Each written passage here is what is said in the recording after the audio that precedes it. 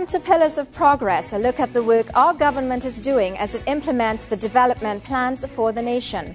I'm Anne-Marie Ganes, and in our first story, Trinidad and Tobago is set to become the only country in the world to develop a universal early childhood care education system. There are over 200 early childhood care centers across the country, and government is intent on constructing at least 100 more, according to Education Minister Dr. Tim Gopi Singh. Sherilyn Lewis has the details.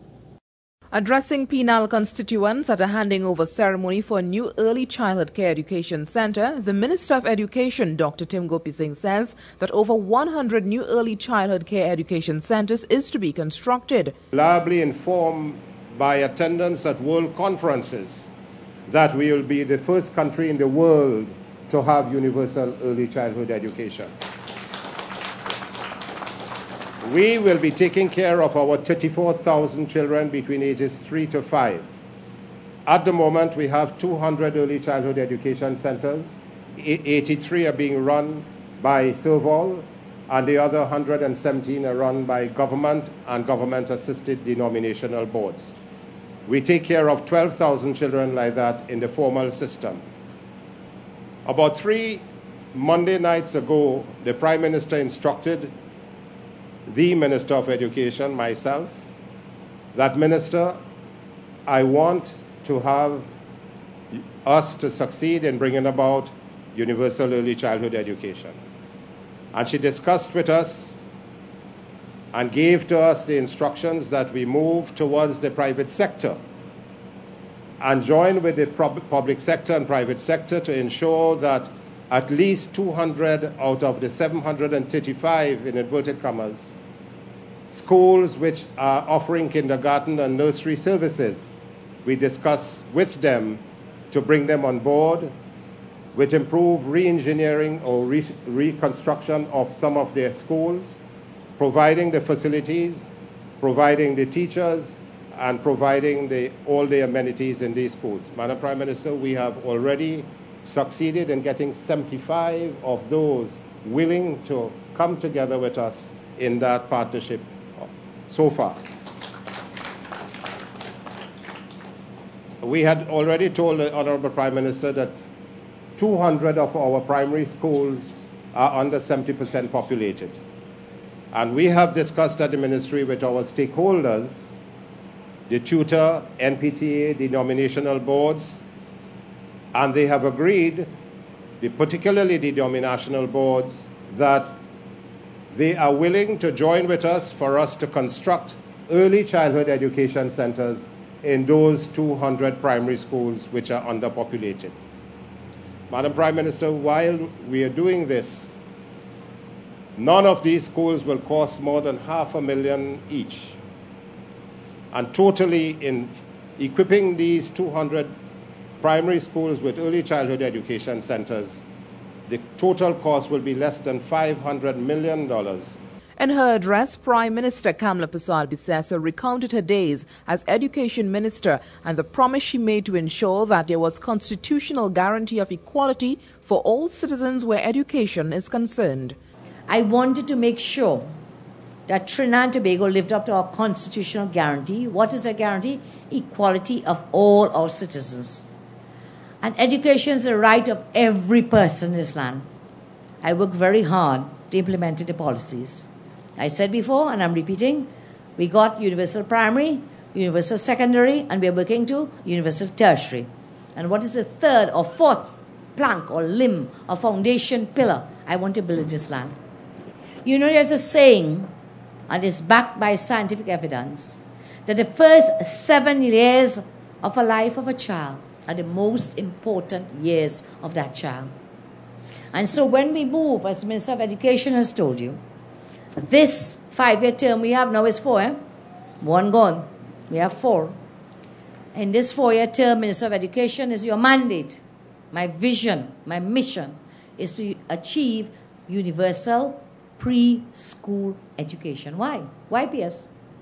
Why? Because those first few years of a life of a child, they make the difference between a better quality of life or a life of poverty. And so, as fate would have it, When the last administration came into government, they never achieved that goal. Every year they promised us they will build 600, they will build 500, they will build how many preschools? That has now changed until today. And so, my friends, I join with Minister of Education to say to you that is my vision and my mission. Having achieved the other levels, let's start between 3 to 5, that every child in this country, not one must be left behind. Sherilyn Lewis, GISL. Cabinet has approved some $16 million to expand technical and vocational training in the country for the rest of the fiscal year. This was announced by Prime Minister Kamla Persad-Bissessar as she formally opened the Workforce Assessment Centre in Point Lisas on Thursday. Sunil Ramjit Singh has more. It is with a great measure of accomplishment that Prime Minister Kamla Persad-Bissessar unveiled a plaque to mark the official opening of the Workforce Assessment Centre at the National Energy Skills Centre in Point Lisas. In addressing the gathering, the Prime Minister noted the importance of this centre and the role it will play in the development of technical skills in the country. It is very clear that this project is going to be one of the best of its kind and the only one of its kind in the entire region. So let's congratulate them. What this does is to represent more than just the introduction of a new facility to our region. What this does is to symbolize a very critical moment in the social revolution which has been unfolding in Trinidad and Tobago during this past year.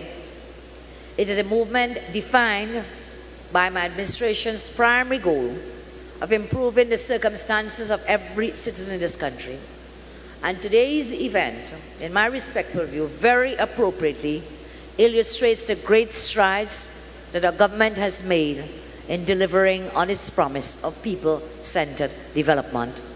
You may recall, some of you, in our conversations with you sometime last year, in May, that in our manifesto we made several promises.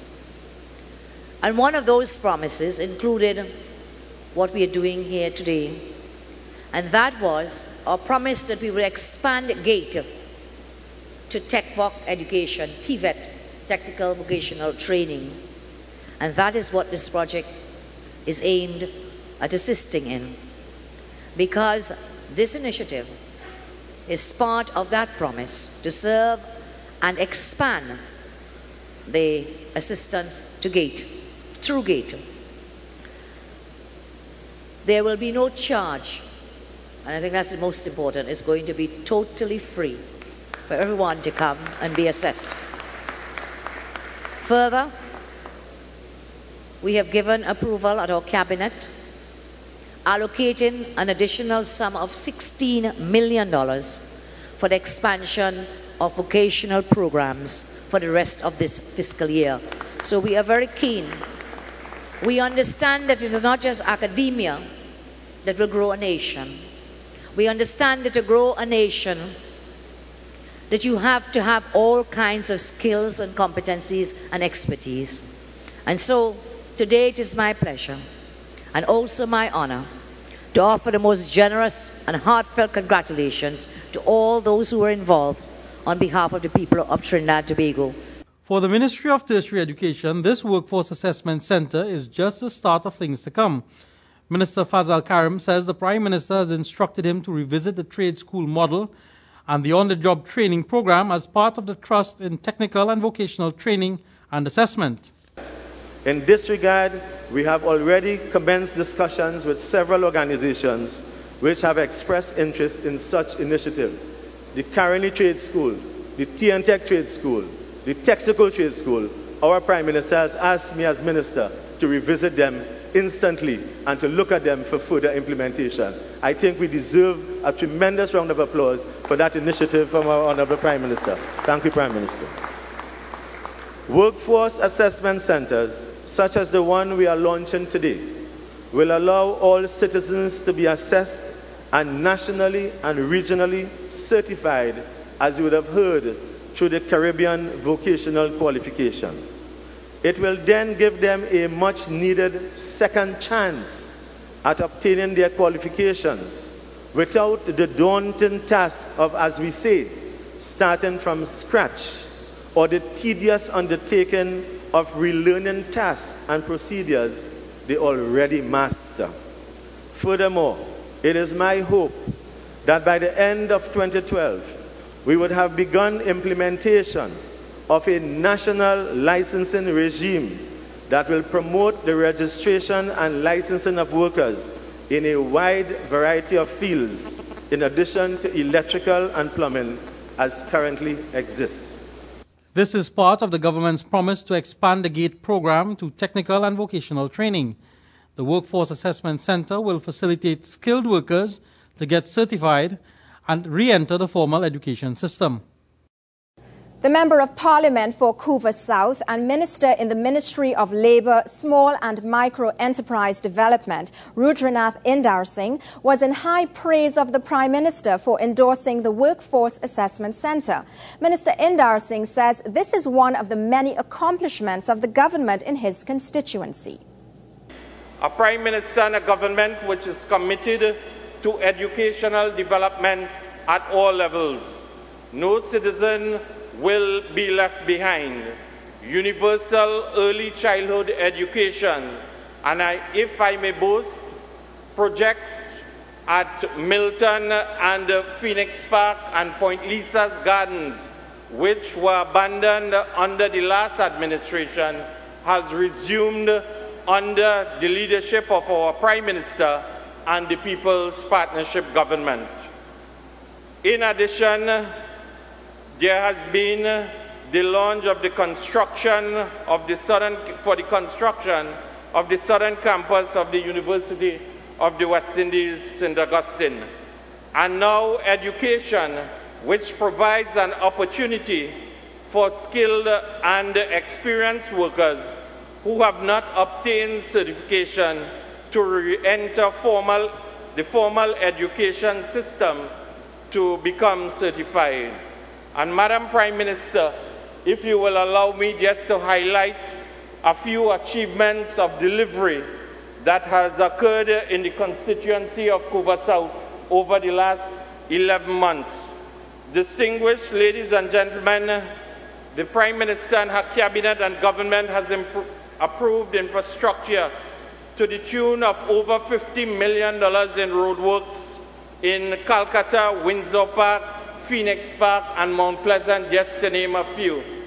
The reconfiguration of the Couva Presal flyover will be launched on the Tuesday, the 10th of May, with a sod-turning ceremony. Flooding control measures in the area of Fairview Park in Calcutta, which will cost the taxpayers $28 million. A public transportation system for the very first time has been introduced by PTSC in Windsor Park, Phoenix Park, Esperanza, and our village.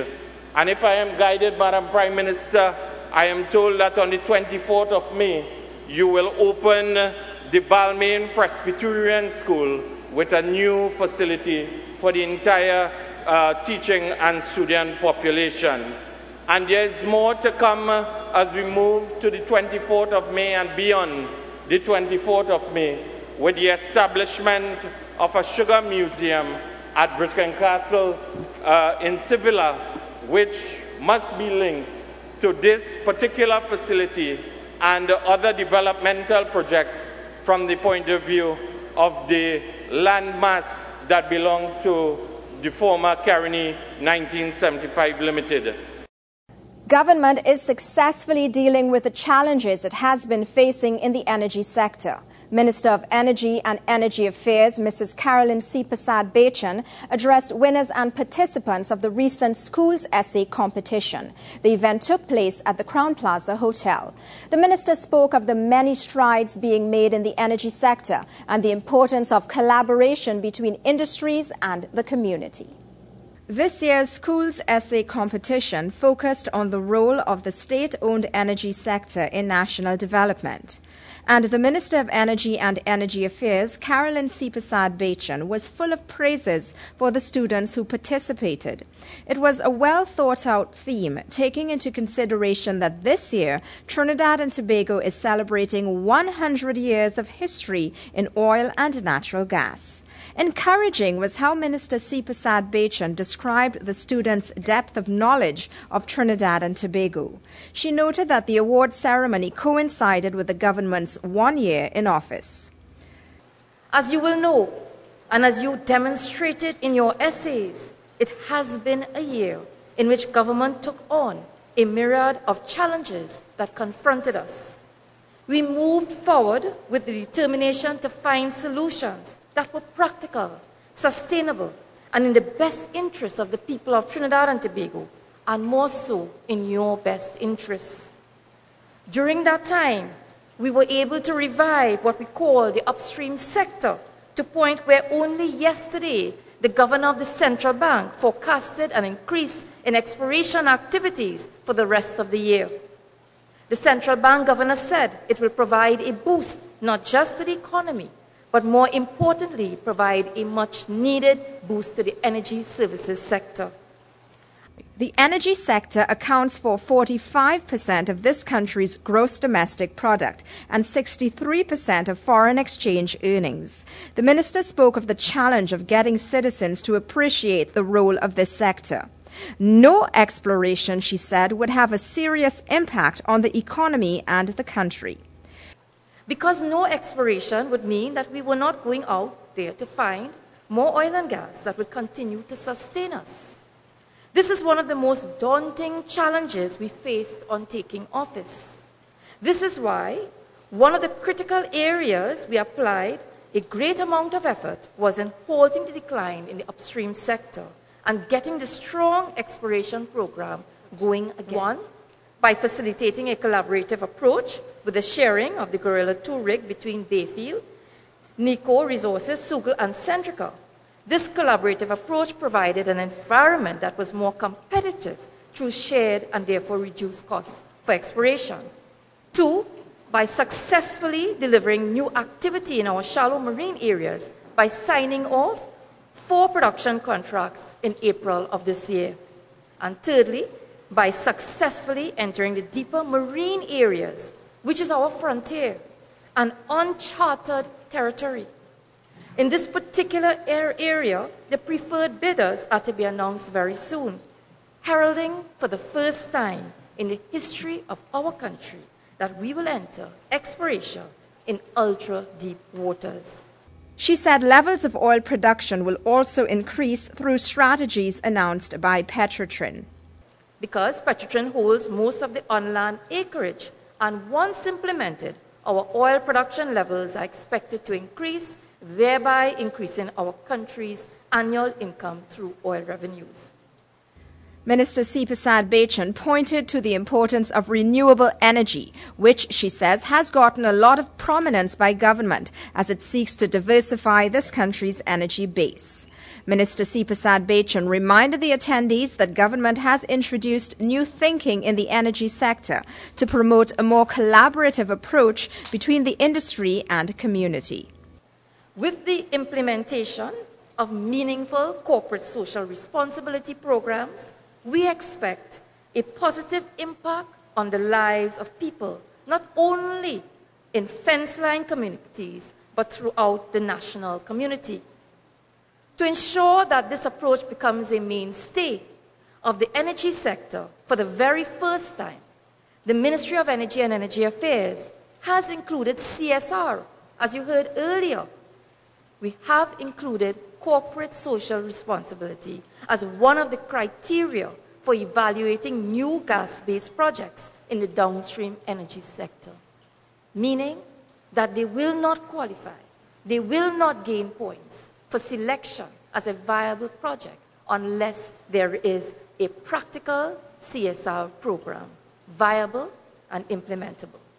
The impact of industrial expansion on how our communities grow and develop must be determined at the project evaluation stage, and measures must be adopted to minimize or eliminate all negative effects.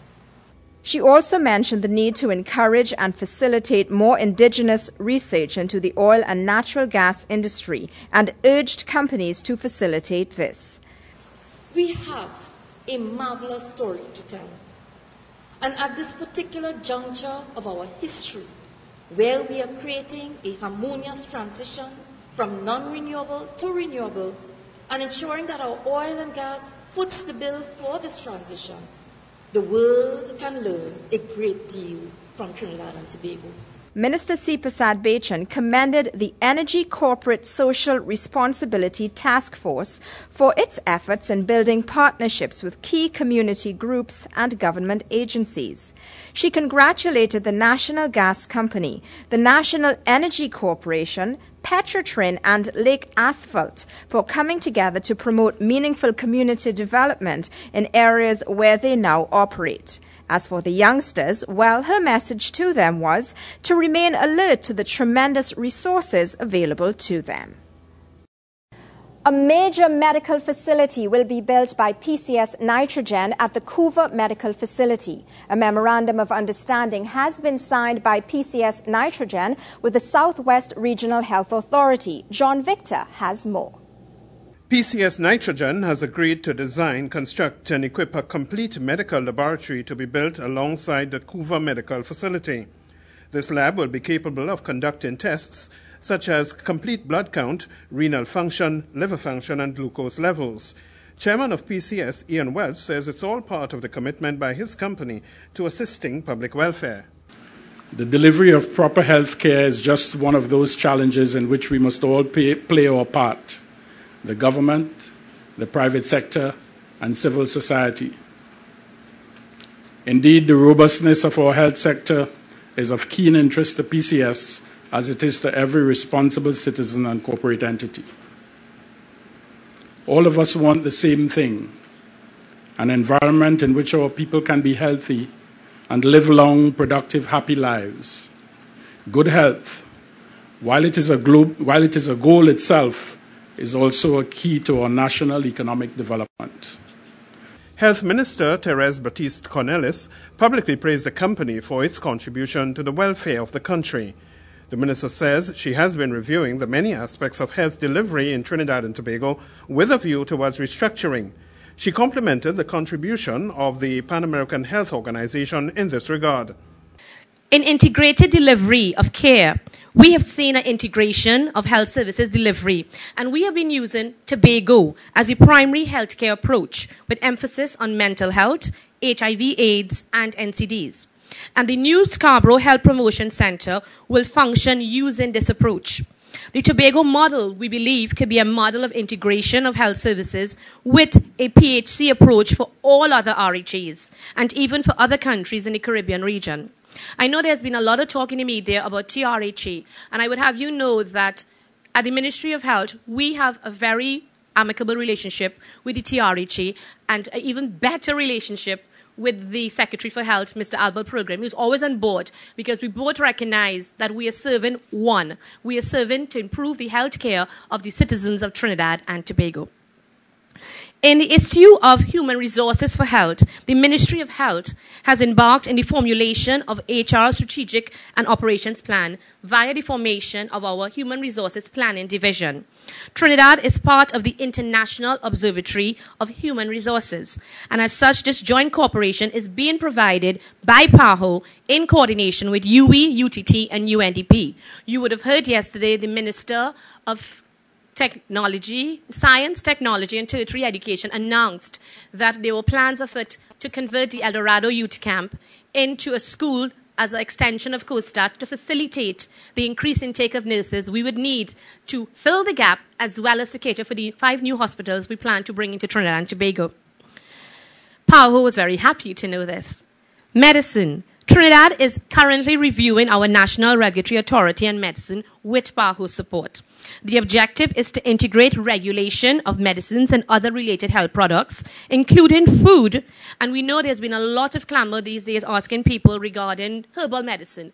And I have you know, yes, we are making changes, but I have to make these changes in collaboration with WHO and PAHO standards and regulations.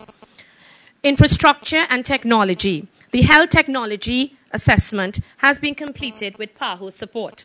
Ministry of Health is following on our main recommendations, which speak about the organization of health technology assessment units in each of our RHAs under the coordination of the Health Technology Assessment Unit at the Ministry of Health, which is otherwise known the central level.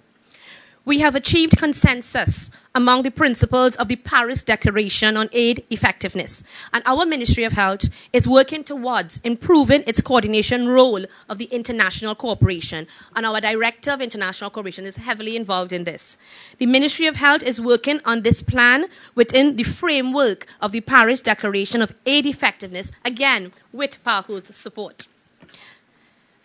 In terms of the Health Information Management System, the government of Trinidad and Tobago has embarked in the process of strengthening information systems. I mentioned in Senate how aghast I was when I discovered the health information systems we had in Trinidad and Tobago. I want to take us to the position where we have one patient, one record. You can therefore access healthcare at any RHA without a problem. The facility will be built on 2,000 square feet of land in Couva. It will house state-of-the-art facilities to conduct medical tests. This is welcome news for the Member of Parliament for Couva South, Rudranath Indar Singh, who only recently wrote the Minister of Health about health care delivery in Couva.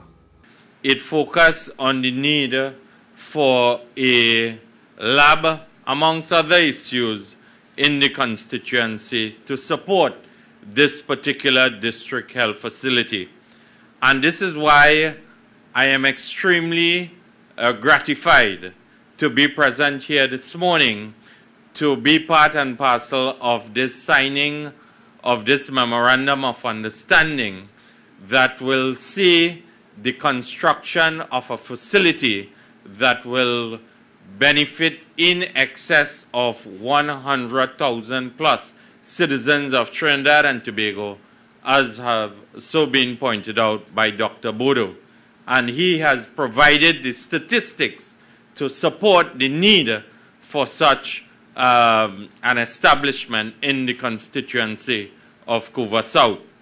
And I want to commend the Minister and her ministry for the proactive action that she has been pursuing in the context of addressing the delivery of health care to all the citizens of Trinidad and Tobago. Prime Minister Kamla Persad Bissessar has paid glowing tribute to former parliamentarian Kenneth Valley, a former government minister and opposition chief whip. Mr. Valley passed away at his home after a prolonged illness. I want to express our sadness at the passing of Mr. Valley. Mr. Valley served his nation and his constituents very well. Our condolences to his loved ones.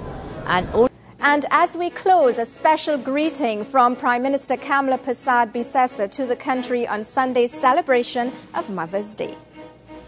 And to all the fathers, happy Mother's Day. And to all the daughters, happy Mother's Day. And all the sons. For Sunday, have a very blessed, very happy, peaceful Mother's Day on Sunday all. Thank you very much.